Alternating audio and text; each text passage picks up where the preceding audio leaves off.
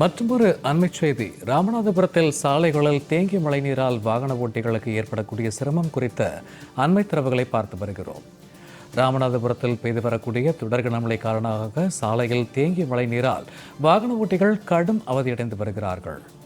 குறிப்பாக ஆட்சியர் அலுவலகம் செல்லும் பிரதான சாலையில் மழைநீர் தேங்கியிருப்பதால் வாகன ஓட்டிகளுக்கு ஏற்படும் சிரமம் குறித்தான கூடுதல் விவரங்களை பார்த்து வருகிறோம்.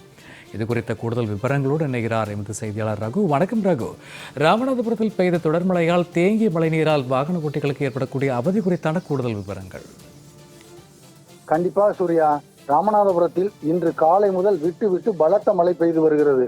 தாழ்வான பகுதிகளில் மழைநீர் தேங்கி சிரமத்தை ஏற்படுத்தி வருகிறது.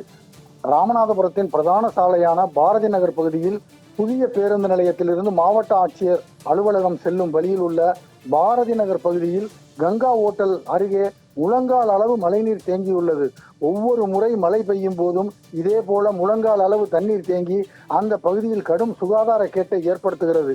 தேங்கும் மழைநீர் கழிவு நீராக மாறி அந்த பகுதிக்குள்ளேயே செல்ல முடியாத அளவுக்கு சுற்றுச்சூழல் மாசுபாட்டையும் ஏற்படுத்தி வருகிறது. ராமநாதபுரம் நகரின் பிரதான சாலையான பாரதி நகர் பகுதியில் தினந்தோறும் மாவட்ட ஆட்சியர் முதல் சட்டமன்ற உறுப்பினர், அதிகாரிகள் அனைவரும் செல்லக்கூடிய இந்த பாதையில் முழங்கால் அளவு மழைநீரும் கழிவு நீரும் தேங்கி வாகன ஓட்டிகளுக்கு கடும் சிரமத்தை ஏற்படுத்தி வருகிறது.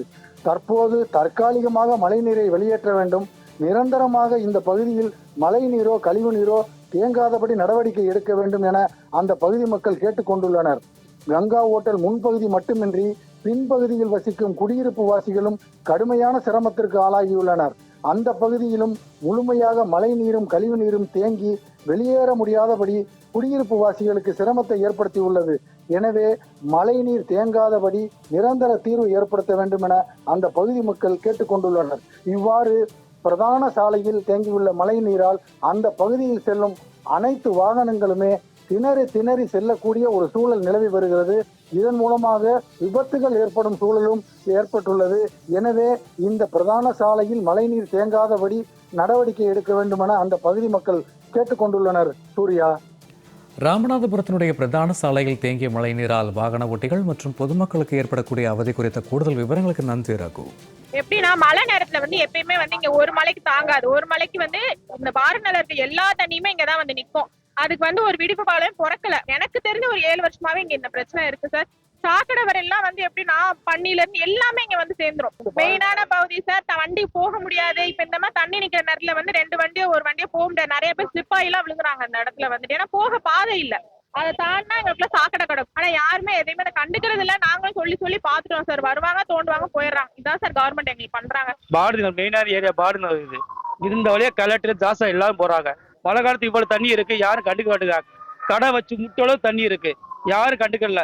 பொழப்பு கெட்டு போய் யாரு எந்த நடவடிக்கை எடுக்கிற மாதிரி தெரியல. வருஷம் இந்த இடத்துல தண்ணி ஃபுல்லா நிக்குது.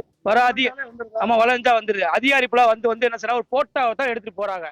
போட்டா போறா தண்ணி ஒன்னா போகுது, கிளப்பிட்டு போயிடா எல்லா கல்லையும். மூடுறதுக்கு யாரும் வர்றது கிடையாது. சாக்கடை அவங்க ஹாஸ்பிட்டல் சாக்கடை ஃபுல்லா வெளியே வந்து கேட்டா அதுக்கு போய் கேட்க மாட்டேங்கிறாங்க. எந்த பதிலும் கிடையாது. இருக்கிற கால்வாய் எல்லாமே அடைச்சு வச்சிருந்தா எப்படி ஒரே இடத்துல தண்ணி ஓடும்? பானூர்ல இருந்து குமரன் உள்ள தண்ணி இங்க வருது. கழிவு நீர் எல்லாம் மொத்தமே தான் போகணும். இருக்க சாக்கடை வெளியே ஊர்ல விடுறாங்க. இது தெரிஞ்ச அதிகாரி யாரும் நடவடிக்கை எடுக்க கிடையாது.